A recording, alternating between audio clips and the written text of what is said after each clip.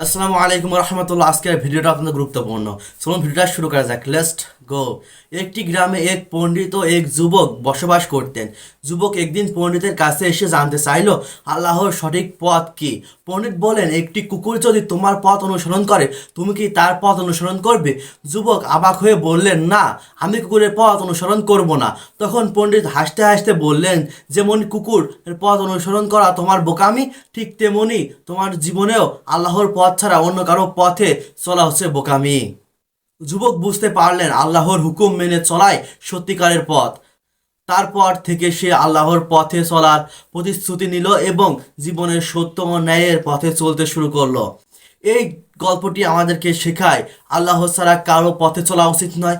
পৃথিবীতে অনেকগুলো দল মত নির্বিশেষে অনেকগুলো মত আছে, অনেকগুলো জীবন বিধান আছে। পারফেক্ট এবং জীবন বিধান রাজনীতির জগতে সেটা হচ্ছে আল্লাহ রব্বুল আলমিনের কোরআন। আল্লাহ রব্বুল আলমিন সর্বত্র রাজা, তার কোনো অংশীদার নেই, তিনি একক। তাই আসুন আমরা সঠিক সত্য পথে চলি, আল কোরআনকে আঁকড়ে ধরি এবং জানাতে উপযোগী মানুষ হই। আসসালামু আলাইকুম ওয়া রাহমাতুল্লাহ।